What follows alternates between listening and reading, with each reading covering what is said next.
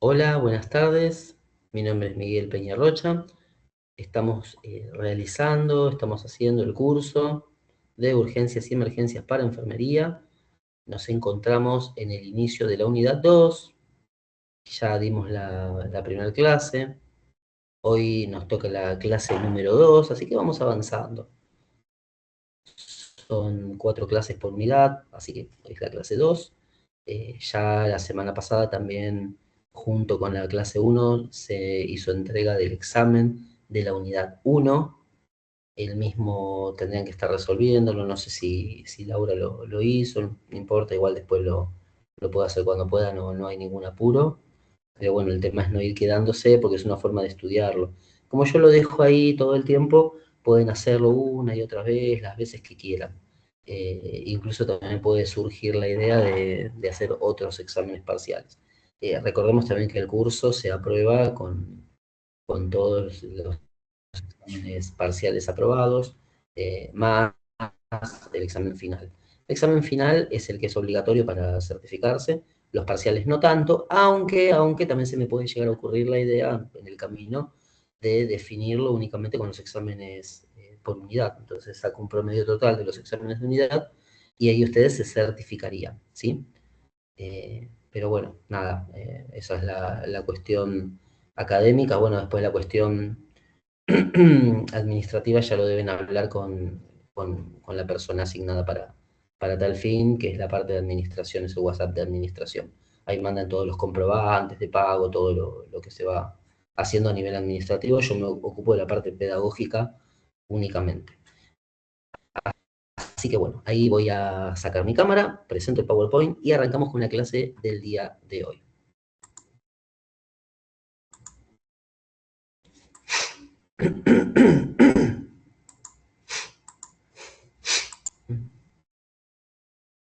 Bueno, hemorragias y transfusiones de hemoderivados es la clase de hoy. Eh, Estoy contento, ¿no? Porque avanzamos con el curso. Es un curso que surgió en base a una necesidad que se vio en distintos exalumnos, alumnos que en su momento me lo habían pedido. Bueno, yo no podía dar clases en ese momento porque estaba con mis otros cursos, así que surgió este curso. Después hay una idea para futuros cursos, uno de gestión y administración de los servicios de enfermería también como curso, dentro de lo que es mi instituto, que es Instituto MAP. Así que bueno, hemorragias, transfusiones y transfusiones de hemoderivados es el tema que hoy nos trae a reunirnos en este encuentro. Bien, concepto de hemorragia. Se denomina hemorragia a la salida de sangre fuera del sistema vascular, ya sea hacia el exterior del organismo o hacia cavidades o tejidos internos. La hemorragia es una situación frecuente en urgencias, pero su gravedad depende de la cantidad de sangre perdida, eh, la velocidad del sangrado y la capacidad de compensación del organismo. Una pérdida importante de volemia puede comprometer rápidamente la oxigenación tisular y poner en riesgo la vida del paciente, ¿no? En base a la velocidad que pierda sangre el paciente, se va a tener que reponer esa sangre a través de líquidos o hemoderivados, transfusión de hemoderivados, y en base a la velocidad que pierda sangre el paciente, es el riesgo que tiene de vida, de perder la vida el paciente. Importancia clínica de la hemorragia. La hemorragia constituye una de las principales causas de urgencia y emergencia, ya que una pérdida significativa de sangre puede comprometer, bueno, la perfusión, la oxigenación de los tejidos. La gravedad de una hemorragia no depende solo del volumen de sangre perdido, como habíamos dicho, no es solo el volumen, sino también la rapidez con el que la pierde y la velocidad con la que podemos reponer o restituir esa pérdida de sangre. Si no se restituye adecuadamente, se produce lo que se llama shock hipovolémico. A ver, esperen que parece que alguien quiere ingresar. Un segundito y continuamos. Bárbaro, bienvenida Noelia. Ya estábamos empezando apenas estamos empezando con la clase. Ahí continúo compartiendo, ¿sí?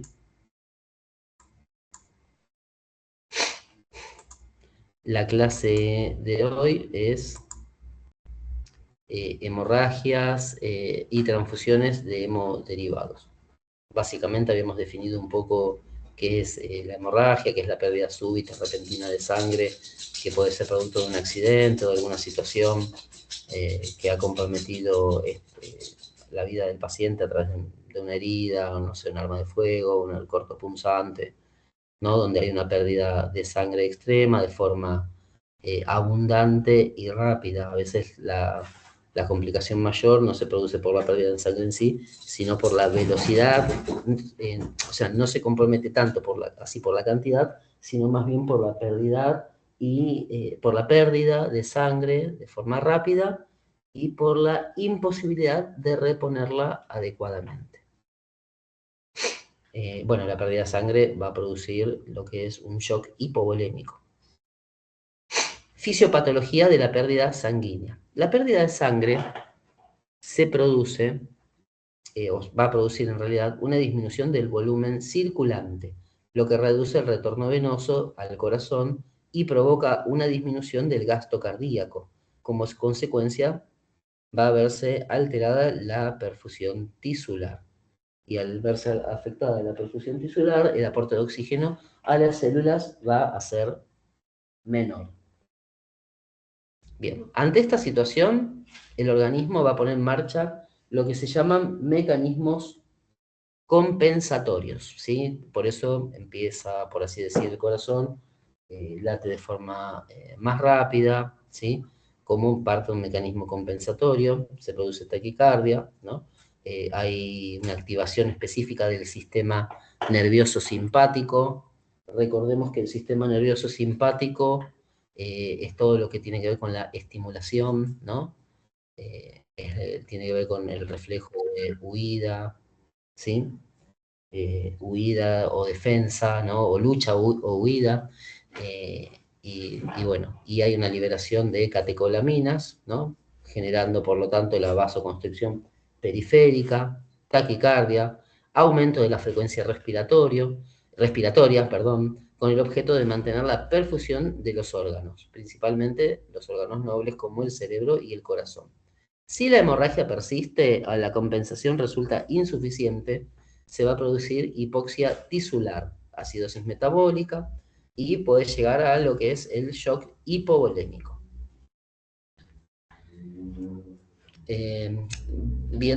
Dando clase, también me encuentro con que justamente la clase que di hace un rato de farmacología estaba muy relacionada con todos estos temas. Así que cuando suba esta clase, voy a compartir la clase que hoy di de farmacología, porque justamente está directamente relacionado. Así que bueno, nada, es como anecdótico, les comento que se las voy a compartir esa clase y me gustaría que lo vean. Mecanismos compensatorios del organismo. Ante una pérdida de sangre, el organismo activa de manera inmediata mecanismos compensatorios. De esta forma se va a mantener o mínimamente va a intentar mantener una perfusión de los órganos vitales.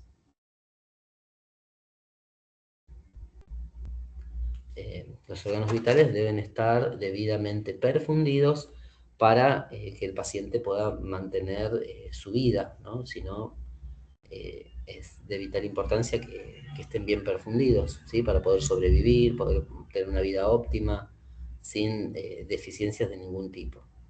El sistema nervioso simpático cumple un rol central ¿de qué forma? Liberando las catecolaminas, lo que provoca vasoconstricción periférica, aumento de la frecuencia cardíaca y redistribución del flujo sanguíneo, sobre todo a los órganos principales, que son los órganos que producen o que permiten que la persona mantenga la vida, ¿no? Cerebro, corazón, ¿sí? Pulmones. Clasificación de las hemorragias. Criterios. Las hemorragias pueden clasificarse según distintos criterios clínicos, lo que permite valorar su origen, gravedad y conducta terapéutica. Esta clasificación facilita una evaluación rápida y sistemática del paciente en el contexto de urgencias. De manera general, las hemorragias se clasifican según su etiología, la visualización de la sangre, el tipo de vaso sangrante y la cantidad de sangre perdida, siendo este último uno de los factores más importantes para estimar, bueno, la posibilidad de que se produzca un shock hipovolémico. Clasificación de las hemorragias según la etiología, bueno, de acuerdo con la causa que las origina, o sea, etiología es causa, ¿no? Desde este punto de vista puede ser provocadas o controladas, como las que se producen durante procedimientos médicos o quirúrgicos, y iatrogénicas, que son secundarias a tratamientos o intervenciones sanitarias. También pueden ser traumáticas, como habíamos dicho, lesiones externas, heridas cortopunzantes, ¿no? Sobre todo en grandes vasos. Bueno, según la visualización de la sangre, es otra de las clasificaciones, las hemorragias se van a poder clasificar según la visualización de sangre, pueden ser externas o internas. Y también tenemos un grupo intermedio denominado hemorragias cavitarias o mixtas. Clasificación de las hemorragias según el tipo de vaso sangrante. Hemorragia arterial se produce por lesión de una arteria. La sangre es de color rojo brillante y es de forma pulsátil. Más o menos el rojo brillante, no sé si vieron alguna vez sangre arterial, bueno, ese es el color típico, o sea, de la sangre arterial, ¿no? Es pulsátil, coincide con el latido cardíaco y es la hemorragia más grave. Después tenemos la hemorragia venosa, se origina por lesión de una vena, eh, bueno, la sangre es de color rojo oscuro o violáceo y fluye de manera continua, pero no hay pulsaciones como la sangre arterial. Hemorragia capilar afecta a los capilares superficiales, el sangrado es difuso, en forma de sábana y generalmente es de menor gravedad. Clasificación de las hemorragias según la cantidad de sangre perdida. Esta es otra de las clasificaciones, ¿no? Hemorragia leve, clase 1. Hay una pérdida del 15% de la volemia. No produce alteraciones hemodinámicas significativas. Después tenemos la hemorragia moderada, clase 2. Implica una pérdida de entre el 15 al 30% de la volemia. Aparece taquicardia, disminución del relleno capilar y leve descenso de la presión arterial. O sea, hay taquicardia, pero es leve, no es como la taquicardia ya para una hemorragia grave, ¿sí? La hemorragia grave, que es la de la clase 3, se caracteriza por una pérdida del 30 al 45% de la volemia, ya es mayor el porcentaje de pérdida de sangre, ¿no? Produce hipotensión, taquicardia marcada, palidez, sudoración fría y alteración del estado de conciencia. Existe alto riesgo de progresión a shock hipovolémico. ¿Cómo vamos hasta acá? ¿Me cuentan? ¿Vamos bien? ¿Más o menos? ¿Se entiende? ¿No se entiende? De mi parte sí, vamos bien, vamos bien. Bárbaro. Bueno. Hola, profe. Bien, Hola. bien. Bárbaro, buenísimo, gracias. Bueno, tipos de hemorragias, según la localización, pueden clasificarse según el lugar del organismo donde se produce el sangrado, ¿no? Por eso es la localización. Bien, tenemos hemorragias externas, cuando la sangre sale al exterior del cuerpo, o hemorragias internas, cuando el sangrado ocurre dentro del organismo, no hay evidencia externa inmediata, y hemorragias cavitarias o mixtas. Ahí la sangre se va a acumular en cavidades internas, en la cavitaria o mixta, ¿no? Pueden ocurrir, no sé, en la parte digestiva, respiratoria, poco más de las hemorragias externas. La sangre sale al exterior del organismo a través de una herida visible, o sea, se observa, ¿sí? Son, justamente como se puede observar, son fáciles de identificar y no por eso son menos peligrosas, ¿no? Porque puede salir mucha cantidad de sangre con una pérdida abundante y rápida. Por lo tanto, es complicado porque a veces hay que reponer esa sangre también. Bien. Después la gravedad de una hemorragia externa va a depender del tipo de vaso afectado. Si es un gran vaso, una arteria importante, va a ser mayor la gravedad, ¿sí? El tiempo también transcurrido hasta el control del sangrado. Hemorragias internas. Se denominan hemorragias internas aquellas en las que la pérdida de sangre ocurre dentro del organismo, sin salida visible o exterior. También se pueden producir en órganos, en tejidos, cavidades internas, y no se pueden detectar tan fácilmente como las externas que se visualizan. En este caso no se visualiza, por lo tanto es más difícil de observarlas, y tenemos que basarnos en la sintomatología del paciente, como por ejemplo aumento de la frecuencia cardíaca, palidez, hipotensión. Bien, como dice ahí abajo, ¿no? Tiene mucho que ver la valoración clínica, ¿sí? Para detectarla. Ahí observar signos de hipovolemia, como palidez, taquicardia, hipotensión y alteración del estado de conciencia.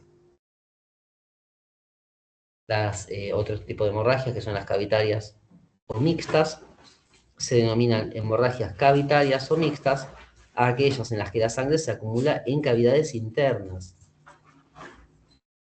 Por ejemplo, ¿no? Aquellas que se ven en orificios naturales. Se pueden exteriorizar las cavitarias o mixtas, por ejemplo, a través de los orificios naturales, como las narinas, por ejemplo, ¿no? Son frecuentes en cavidades como el aparato digestivo, el aparato respiratorio, el oído. Este tipo de hemorragias también resulta difícil de evaluar inicialmente, hasta que se visualiza algún tipo de sangrado externo. Pero en principio son difíciles de valorar y tienen que ver con los signos clínicos, y ahí aparece la progresión de este tipo de hemorragias pueden derivar en lo que es el shock hipovolémico. Manifestaciones clínicas de la hemorragia: por un lado tenemos las cardiovasculares, taquicardia, pulso débil, hipotensión. Después respiratorios, taquipnea, disnea, respiración superficial, signos también cutáneos, palidez, piel fría y húmeda, relleno capilar lento, lo que es neurológico y urinario, ansiedad, confusión y oliguria. Ahora vamos a hacer un parate, un segundito. Bueno, quería ver si se había conectado alguien más. En principio no. Me dicen cualquier cosita, me paran y van preguntando o vamos interactuando, ¿sí? Así que sigo compartiendo y seguimos hablando.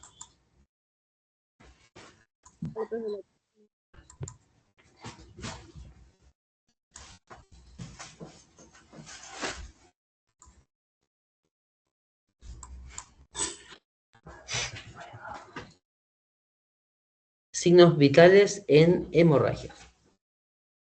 Bueno, es más o menos lo que habíamos visto, ¿no? En la hemorragia, que puede haber taquicardia, ya cuando la hemorragia, ¿se acuerdan que la hemorragia de clase 3, que era la más abundante, que era lo que ocurría, ¿no? Que hablaba de hipotensión, hablaba de taquicardia, más marcada, palidez, sudoración, piel fría?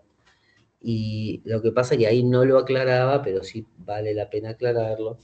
En una hemorragia clase 3, que es muy avanzada, ya es tanto, llega a un punto que es tanto la pérdida de sangre, tal el shock hipovolémico, que ya deja de existir ese mecanismo compensatorio que es la taquicardia, y pasa a producirse incluso bradicardia, ¿sí? Pero eso después de un buen tiempo de que el corazón intente suplir esa necesidad que está alterada. Entonces, ante la falta de capacidad del corazón de suplir esa necesidad y la disminución también de la volemia, se termina produciéndose bradicardia, ya como una última instancia previa a lo que sería el paro cardiorrespiratorio. Bueno, cambios en el nivel de la conciencia, también importante, ¿no? La hemorragia cerebral, ¿no? Para eso debemos valorar el paciente si está alerta, si está lúcido, ¿sí? Después de la hemorragia cerebral se puede producir confusión, desorientación, ¿sí? El paciente confuso, también somnolencia, letargo, baja la presión arterial, sigue bajando la presión arterial, pasando de confusión, somnolencia al estado de inconsciencia, ya no responde a ningún tipo de estímulo. Hay riesgo de daño cerebral y el shock hipovolémico, pulso débil, ¿sí? Ahí ya es como en una última etapa antes del paro cardiorrespiratorio. Alteraciones urinarias y diuresis en la hemorragia. Esto se ve reflejado fácilmente observando los riñones, ¿no? Cómo va disminuyendo la cantidad de excreta urinaria, de excretas urinarias. Durante la hemorragia, la diuresis es un indicador clave del estado de perfusión renal. Recordemos que, como siempre decimos, que el cuerpo es sabio, ya no va a ir la perfusión a los órganos que no son los órganos principales, cerebro y corazón. Ya va a concentrarse en estos órganos que acabo de nombrar y va a dejar de ir a otros órganos como por ejemplo los riñones. Esto es una adecuación o redistribución de los líquidos corporales. Al verse afectados los riñones va a disminuir también la perfusión renal y el volumen circulante efectivo. Por eso va a haber retención urinaria. Entonces puede aparecer oliguria, anuria, todo eso, la oliguria, la anuria, ya como en una última etapa, va a indicar perfusión renal significativa, incluso un compromiso hemodinámico avanzado.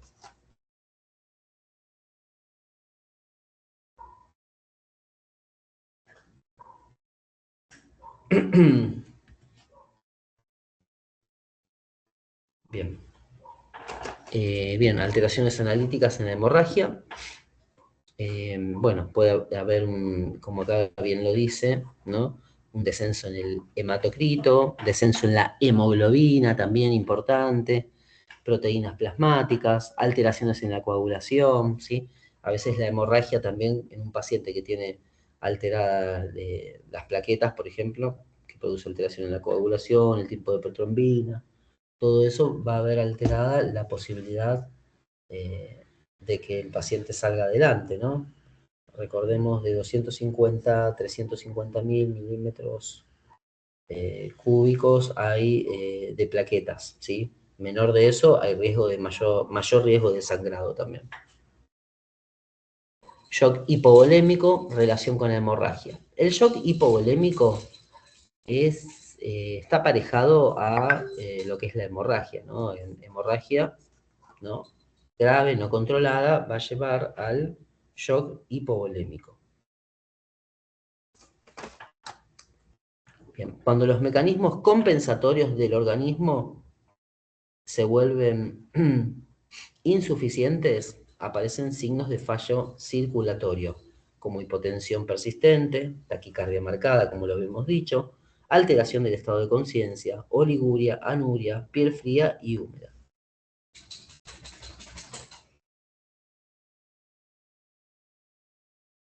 Esto un poco para tener en cuenta el ABCDE, ¿no? Del paciente hemorrágico. A, vía aérea, hay vía aérea permeable, ¿no? Observamos si está permeable o no, riesgo de aspiración.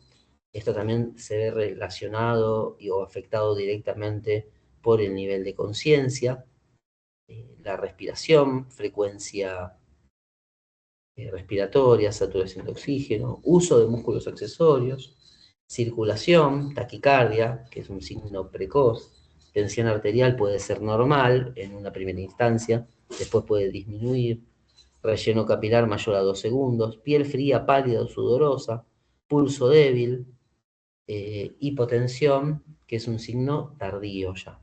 El estado neurológico, el ABPU o Glasgow también se puede utilizar. Esta otra, después la vamos a ver también.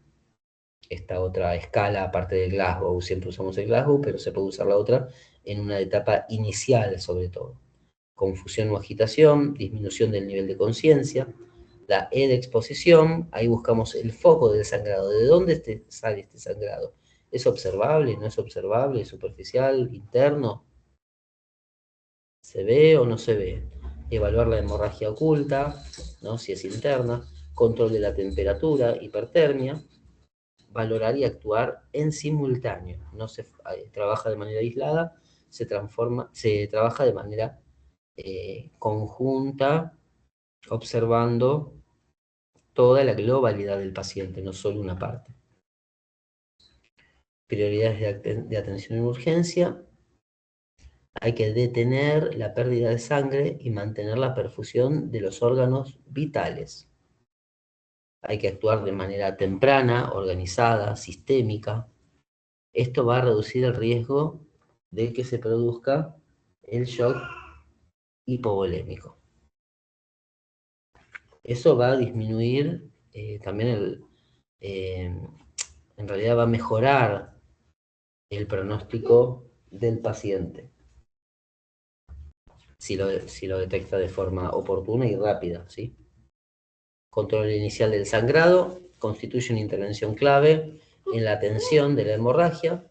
Su objetivo va a ser disminuir la pérdida sanguínea, la pérdida de sangre, hasta que se pueda realizar un tratamiento definitivo. Las medidas iniciales deben aplicarse de forma inmediata, técnicas simples, ¿no? Como por ejemplo detectar el sangrado, la ubicación y llevar a cabo medidas inmediatas, como la compresión, por ejemplo, ¿no? En un caso de un sangrado en la vía pública, de forma rápida y oportuna, sin pérdidas. Bueno, acá habla de la compresión directa. La compresión directa sobre el punto de sangrado también es la primera medida que se lleva a cabo cuando hay una hemorragia externa y visible. Y esto va a favorecer la homeostasia, ¿no? Ahí tenemos esta imagen donde dice cubre la herida, ¿no? Aplicar presión, no aflojar, o sea, hay que mantener la presión el mayor tiempo posible hasta que deje de sangrar o podamos avisar al servicio de emergencia. Ahí habla del torniquete, también el torniquete en algún punto es algo un tanto como discutido, pero bueno, bien aplicado se puede aplicar todavía, a pesar de que estaba un poco discutido, porque cuál era el problema, que se aplicaba, se colocaba y te olvidabas, después lo dejabas ahí, y ahí era donde había un problema de perfusión, quizás a miembros superiores, o llegar a.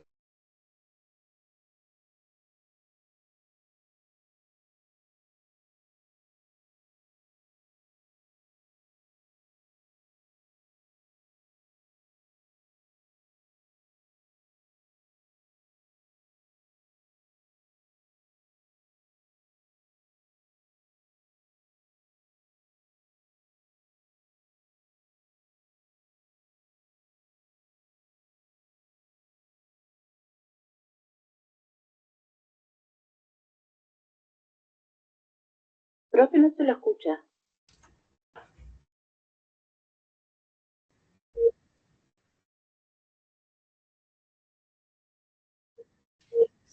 Internet fallando.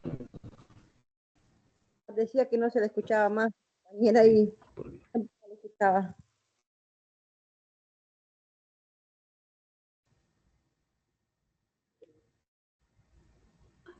Hola, Vanilda, bienvenida, y disculpen, parece que hubo un problema con la conexión de internet, y bueno, Hola, por eso era. profe.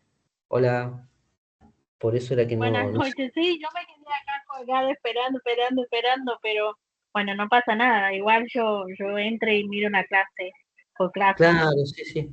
Sí, lo que pasa es que estaba en plena clase y se ve que hubo un problema de conexión y se desconectó. Yo justo sentí No que pasa entró usted, pero no podía admitirlo. Pero bueno, nada, no pasa estamos grabando Gracias. ahora la clase. Yo hice, no, por favor, de nada. Hice un parate como para ver si había alguien que estaba entrando y justo descubrí que estaba queriendo entrar usted.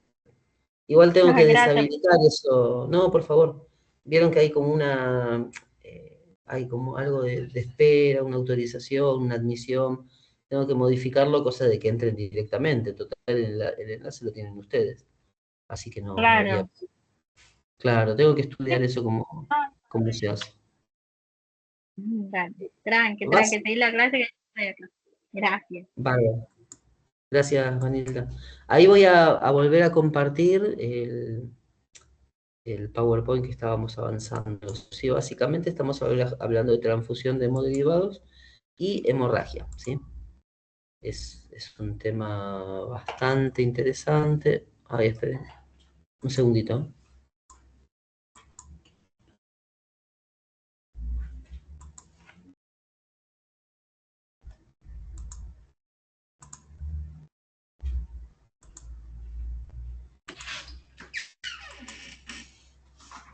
Ahí volvimos. Así que bueno, básicamente estábamos hablando de esto de hemorragias en primera instancia, ¿sí? Siempre es importante, ¿no? Tener en consideración algunas cuestiones. Estamos hablando del torniquete, que si bien ya no siempre hace un tiempo ya se desestimaba, pero bien utilizado todavía se podría llegar podría llegar a estar aceptado todavía, ¿no? No es poner el torniquete y olvidarnos, sino que hacerlo y después llevar las medidas a cabo que debiéramos hacer para, bueno, salvaguardar la vida del paciente, el bienestar.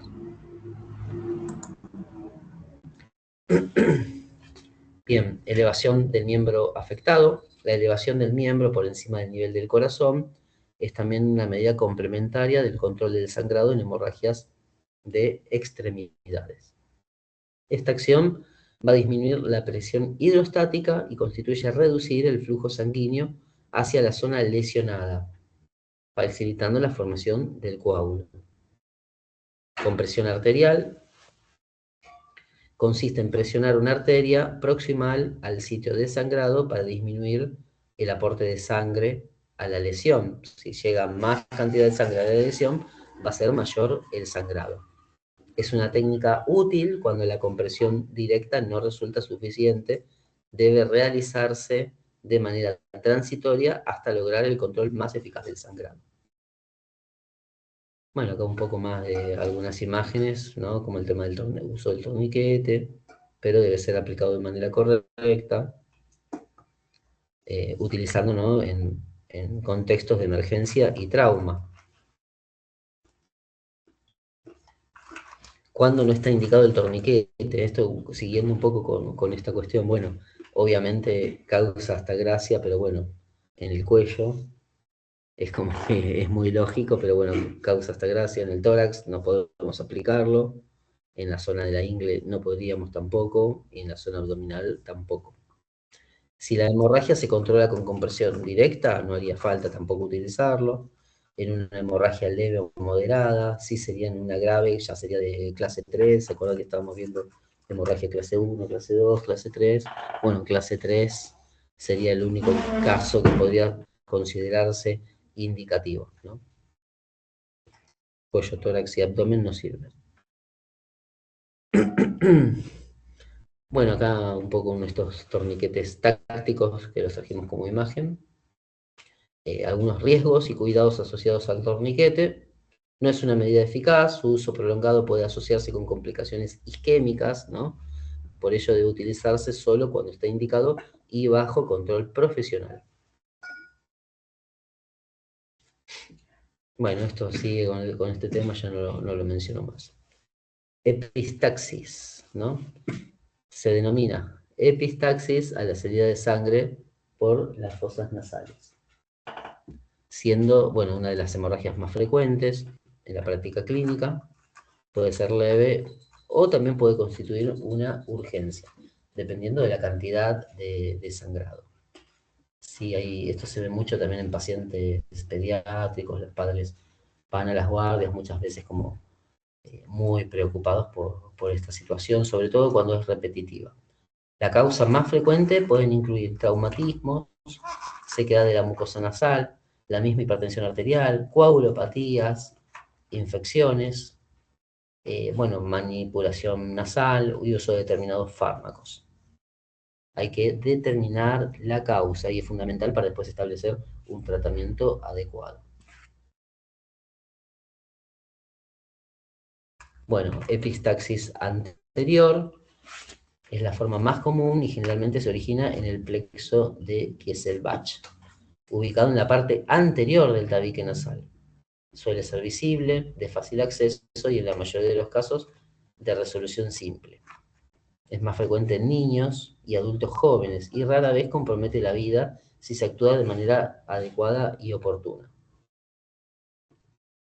Bueno, el control de este tipo de hemorragia son medidas muy simples, debe hacerse con presión directa de las alas nasales, que es la primera intervención. Puede inclinarse la cabeza del paciente hacia adelante, evitando la deglución. Vieron que a veces antes los padres que hacían, los tiraban para atrás a los chiquitos. Los ponían así como para atrás, como en hiperextensión del cuello, ¿no? Y es lo contrario, debe ser para adelante, o dejar la cabeza, el cuello, sin moverlo ni para un lado ni para otro, ni para adelante ni para atrás también se puede hacer, ¿sí? Manteniendo una posición erguida. Si la compresión no resulta suficiente, también puede hacerse taponamientos anteriores con gasas impregnadas con algún vasoconstrictor o materiales hemostáticos, siempre bajo el control del personal de salud. Bueno, acá tenemos un poco en esta imagen, no sé si se ve el cursor, pero bueno, tenemos el sangrado posterior, que es en la parte posterior. Y bueno, acá está el sangrado anterior, que es en el plexo de Kieselbach o Kieselbach, no sé cómo se pronunciará, pero bueno, es un poco para ubicarlos en contexto donde está esa zona que acabamos de nombrar. La epistaxis posterior es menos frecuente, pero es más grave, ¿no? La anterior, recuérdense que es de fácil resolución. Y este tipo de epistaxis es más común en adultos mayores y pacientes con hipertensión o trastornos de la coagulación. Puede producir sangrado abundante. Taponamiento nasal posterior. Bueno, vean un poco la técnica. Igual esto es más gráfico. Uy, me fue para adelante. Más gráfico que otra cosa. Es una técnica utilizada cuando la epistaxis no se controla con medidas anteriores y se ejerce una presión sobre la zona sangrante profunda para lograr la hemostasia. Es más complejo el procedimiento, tiene mayores complicaciones y requiere un control estricto, vigilancia continua y a veces incluso hasta la internación, pero porque es un sangrado que produce mayores complicaciones y mayor riesgo de vida. Hemorragia digestiva, concepto general. Bueno, la hemorragia digestiva, ¿no? Es pérdida de sangre que se va a producir a lo largo del tubo digestivo, desde el esófago hasta el recto. Y la gravedad, como en todo tipo de hemorragia, va a depender de la cantidad y la velocidad de pérdida de sangre también. Siempre la cantidad, si es mucha, y la velocidad de pérdida de sangre, y sin reposición, ¿no? Va a producir lo que llamamos shock hipovolémico. Bueno, acá tenemos un poco la clasificación de la hemorragia digestiva. Tenemos alta, por encima del ángulo de Treitz, esófago, estómago, duodeno. Y bueno, puede deberse a diversas causas como úlcera gastroduodenal, varices esofágicas, después por el otro lado baja, por debajo del ángulo de Treitz, intestino delgado, distal, colon, recto, ano, y puede deberse a diversas causas como enfermedad diverticular, enfermedad inflamatoria intestinal, tumores colorectales, hemorragias, fisuras anales.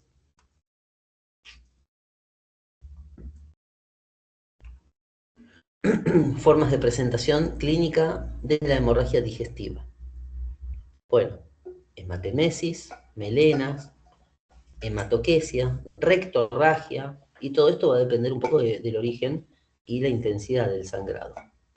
Esto va a permitir, si identificamos el tipo de hemorragia, vamos a poder identificar el lugar de donde surgen y las intervenciones que vamos a realizar desde, desde nuestro cuidado como enfermeros. Hemorragia digestiva alta se origina por encima del ángulo de Treitz, como ya lo habíamos dicho, y se manifiesta como hematemesis y o melenas. Causas: úlcera péptica, varices esofágicas y gastritis erosiva. Puede haber un sangrado brusco. Hemorragia digestiva baja se produce debajo del ángulo de Treitz, que igual después van a tener el PowerPoint, pero acá tenemos, ¿no? Debajo del ángulo de Treitz, intestino delgado distal, colon, recto, ano. Encima del ángulo de Treitz, esófago, estómago, duodeno, como para que se ubiquen un poco. Ya lo habíamos visto, ya lo habíamos hablado, pero bueno, quise un poco retroceder para reverlo. Igual después lo van a ver en el PowerPoint que voy a subir hoy. Valoración hemodinámica, ¿no? Se valora la tensión arterial, porque en un sangrado puede haber hipotensión. Se valora la frecuencia cardíaca, porque puede estar elevada la misma, ¿no? Produciéndose taquicardia. Y también la perfusión tisular periférica, que se puede observar a través de la piel fría, ¿no? Cambio de color, también como piel cianótica, fría, sudoración profusa, ¿sí? Palidez, son cuestiones que debemos considerar en cualquier tipo de hemorragia.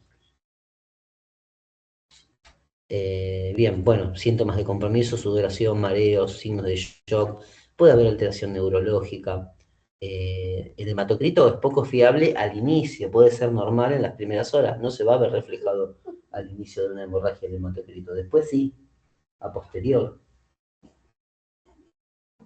A posterior sí. Y bueno, el pronóstico va a depender de la causa de la hemorragia, la intensidad, la edad del paciente. Siempre los extremos de la vida tienen mayor riesgo, ¿no? Adultos mayores, niños muy pequeños, ante una hemorragia corren mayor riesgo. Y las comorbilidades también, ¿qué enfermedades vienen asociadas a esta hemorragia? O qué enfermedades tiene el paciente asociadas, sumado a la hemorragia, pueden producir mayor riesgo de vida. Bien, un poco la localización inicial del sangrado, hemorragia digestiva alta versus hemorragia digestiva baja. Se deben considerar para saber un poco la localización de este tipo de, dónde es, si es digestiva alta o digestiva baja. Tenemos que considerar los síntomas, ¿no? Si es hematemesis, melenas, sugiere hemorragia digestiva alta. Y si, bueno, mientras que rectorragia o hematoquesia orientan a hemorragia digestiva baja. Bueno, métodos diagnósticos de la hemorragia digestiva alta, tenemos endoscopía y, bueno, endoscopía digestiva alta, que es el método diagnóstico para la hemorragia digestiva alta,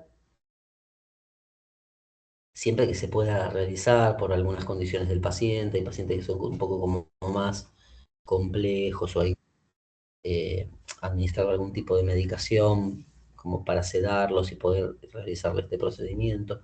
No todos los pacientes lo permiten, tienen que firmar el consentimiento informado, algunos lo aceptan, algunos no, algunos hay que convencerlos. Pero bueno, básicamente la endoscopia digestiva alta es el método diagnóstico de elección para estos casos.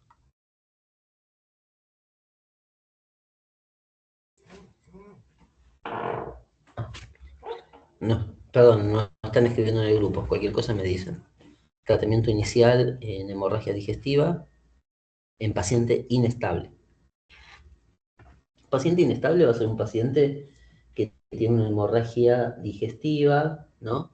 Que presenta complicaciones, ¿no? Una hemorragia digestiva o un tipo de hemorragia muy abundante, como la de clase 3, ya es muy abundante, es muy difícil de controlar, ha perdido mucha cantidad de sangre, los signos vitales están disparados en todo sentido, ¿no? Puede haber hipertensión, pero principalmente hipotensión por el descenso brusco de la volemia, frecuencia cardíaca muy elevada, pero con riesgo de empezar a disminuir lentamente y riesgo de parada cardiorrespiratoria. Ese es un paciente complejo, un paciente complicado que tiene riesgo de vida total, ¿sí? Entonces, principal medida, reponer la volemia. Debemos canalizar, y ahí habla de dos vías, ¿no? O una vía central y una vía periférica, todo dependiendo del contexto donde esté internado el paciente. La reposición puede ser con cristaloides, coloides, según situación clínica, administrar oxigenoterapia, monitorización de los signos vitales, la diuresis también, ¿no? Y medidas de prevenir aspiración por el estado neurológico del paciente. Colocación de sonda vesical para valorar adecuadamente el funcionamiento renal. Recordemos que la falta en funcionamiento renal, una disminución en la volemia va a verse reflejada en una disminución a nivel renal, una disminución de la función renal. A ver, voy parando un poquito porque si no es como que hablo mucho y no sé si me están siguiendo, cómo vamos. Un segundito. Bueno, ¿cómo vamos hasta ahora? ¿Algo que quieran aportar, algo que quieran decir de su práctica diaria? No sé. O sigo nomás, no falta mucho igual. Por ahora vamos bien. La verdad que el tema no tengo mucho que decir. Bárbaro. Bueno, ahí Laura seguro en la terapia habrá visto muchas situaciones de algún paciente con algún sangrado. O esto igual es muy de urgencia y emergencia. A veces en terapia el paciente quizás, si bien es un paciente complejo, es un paciente que está como estable, vamos a decir, salvo, bueno, en una primera instancia, en un ingreso, no, pero después ya está más estable. Quizás estos pacientes sí los vemos en urgencias. Sí, sí, tal cual. Bárbaro. Bueno, sigo compartiendo y seguimos con la clase.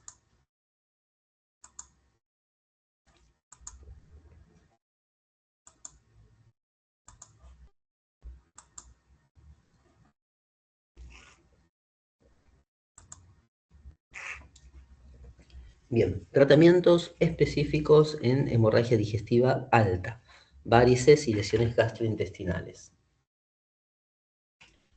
En hemorragias por varices esofágicas, el manejo puede incluir tratamiento endoscópico, esclerosis, ligadura, ¿no? Según disponibilidad.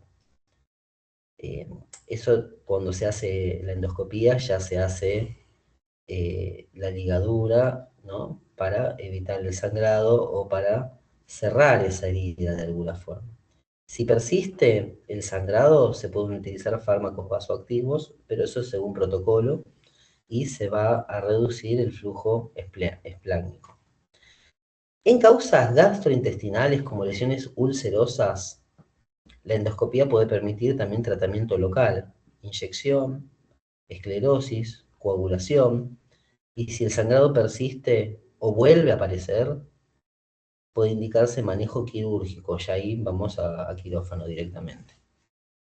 ¿Por qué? Porque bueno, ya no se resuelve con las medidas locales, por así decir. En realidad tiene que ver con una cuestión de acceder a través de una endoscopía, ¿no? Al aparato digestivo, pero con las medidas que se pueden realizar ahí no se logran detener el sangrado, entonces ya debiera pasar a quirófano para resolverlo quirúrgicamente.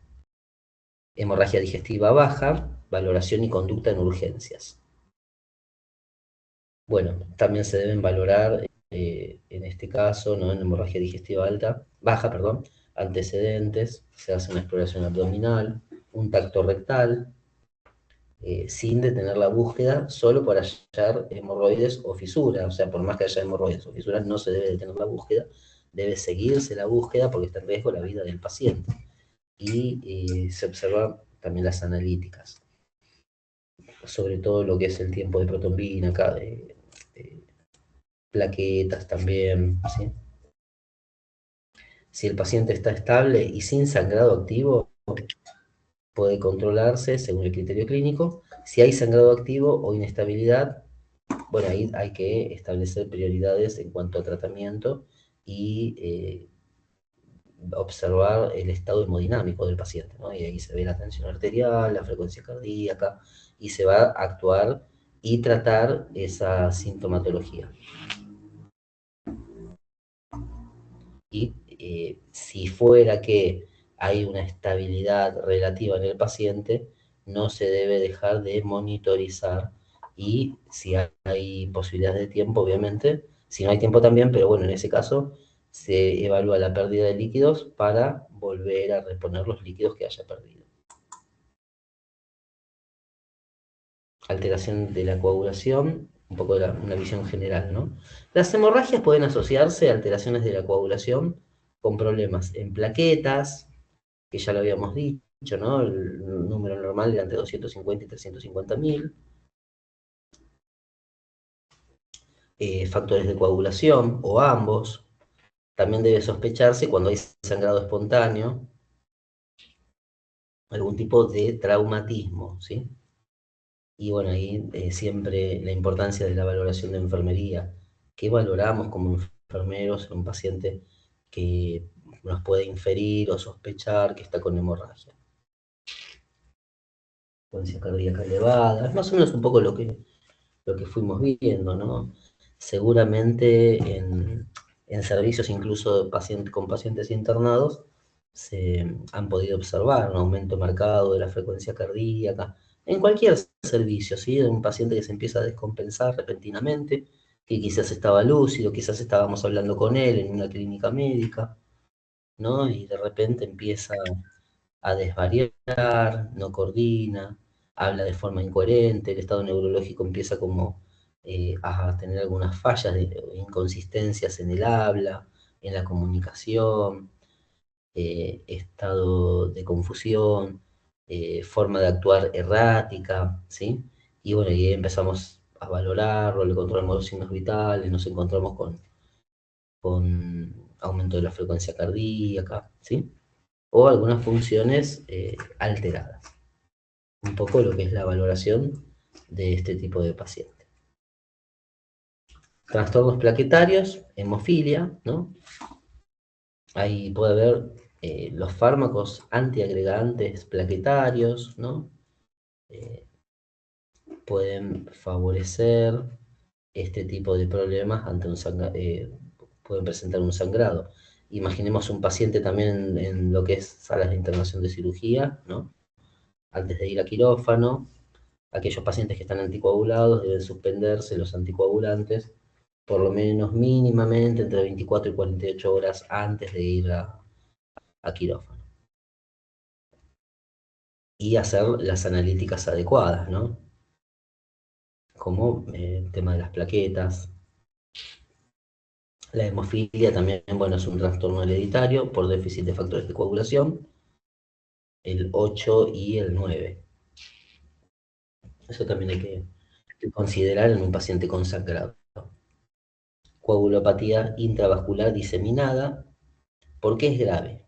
Es un proceso, ¿no? Ahí dice, sí, coagulopatía intravascular diseminada. Es un proceso complejo, se activa masivamente la coagulación de forma de microtrombos, o sea, hay microtrombos en todo el cuerpo, en todo el sistema vascular, ¿sí? El paciente puede evolucionar a hemorragias múltiples por consumo de plaquetas y factores, junto con la activación de la fibrinolisis.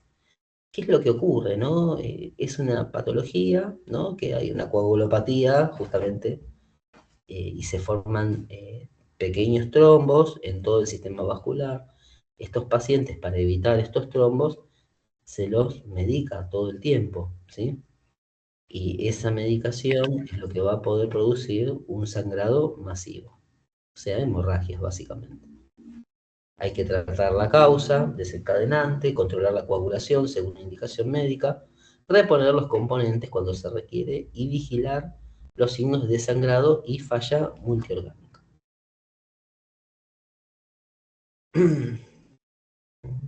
Ya estamos ahí casi terminando, gente. Un segundito. Igual si quieren decir algo, quieren aportar algo, pueden habilitar el micrófono, no hay problema. Los hemoderivados incluyen, entre otros, concentrado de Matías, plaquetas, plasma fresco congelado y crioprecipitados. La seguridad depende de la correcta identificación del paciente. Un poco, esto tiene que ver con seguridad del paciente, ¿no? Y en sí, lo que es la transfusión es como la administración de cualquier medicamento. Ver el paciente, ¿no? También el tema de igual de los hemoderivados siempre está esta cuestión controvertida, que yo creo que ya no lo hace más enfermería la transfusión, corríjanme si en alguno de sus servicios lo hace enfermería, yo creo que lo hace hemoterapia directamente. Dejé en pausa porque quería escuchar si decían algo al respecto.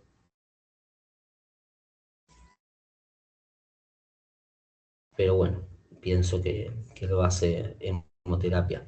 Aunque no quiere decir que vengan, cuelguen la sangre con una vía que hemos colocado nosotros seguramente y vuelvan después o no vuelvan nunca y nos tengamos que terminar ocupando de la sangre nosotros.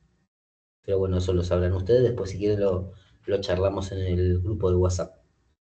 Bien, los cuidados en enfermería incluyen verificación estricta de datos, control de las constantes vitales, inicio lento, con vigilancia estrecha al inicio, control de compatibilidades y registro. Se debe suspender la transfusión si hay algún tipo de reacción transfusional. Esto también lleva premedicación. La vía, bueno, debe estar permeable, valorar al paciente y activar los distintos protocolos institucionales. Bueno, hasta acá, muchas gracias. Dejo de compartir.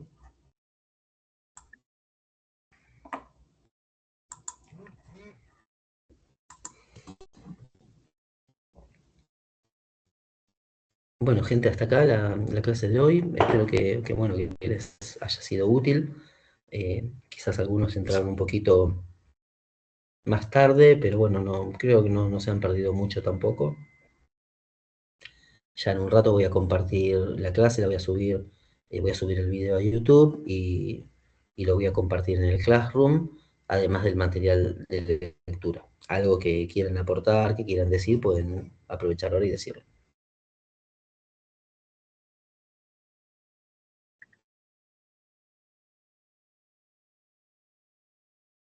De mi parte, la verdad, no, por ahora no nada.